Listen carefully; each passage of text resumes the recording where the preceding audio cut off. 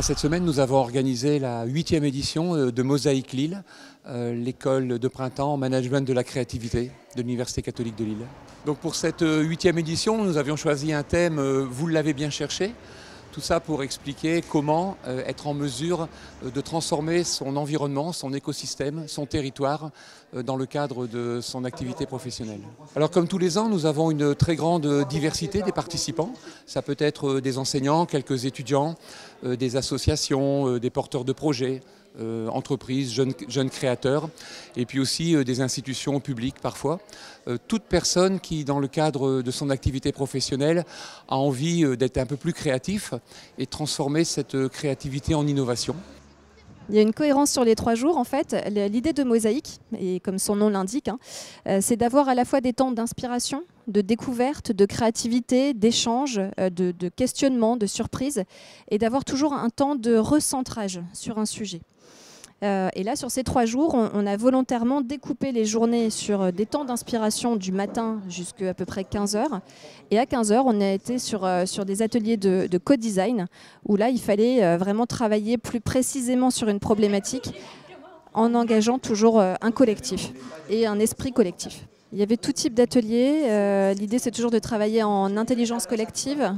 On a pris un bus, on est en partenariat déjà avec l'école de la deuxième chance sur l'accompagnement de ce projet. Comme la thématique de cette année c'était de transformer le territoire et de partir sur des espaces en itinérance, puisque là le bus il a aussi cette vocation-là de faire de la formation en itinérance, on va permettre aux participants d'avoir à la fois un temps de concertation pendant le trajet.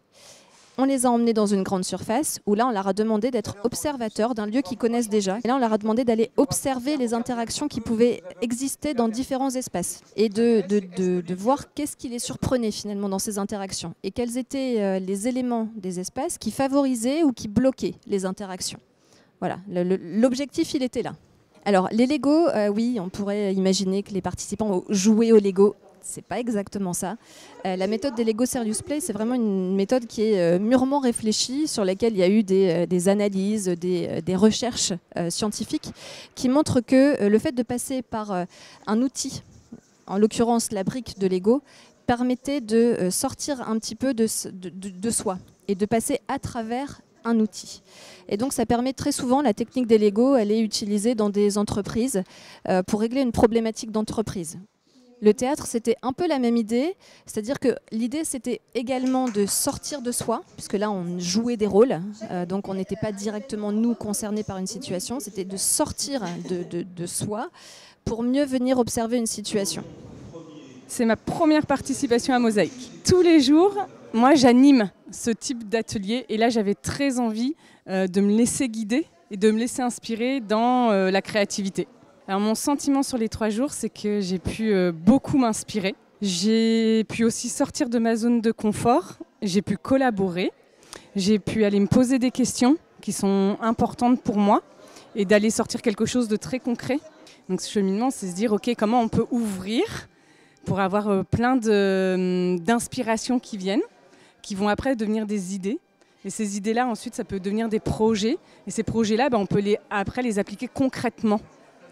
Et c'est ce qu'ils ont essayé de faire, c'est-à-dire que chaque jour, il y avait des espaces pour pouvoir aller s'inspirer, et différemment de ce qu'on connaît, de nos habitudes. Ça, c'est d'autres façons de s'ouvrir à la créativité et de lui laisser une place pour un projet, par exemple. Là, en l'occurrence, l'itinérance.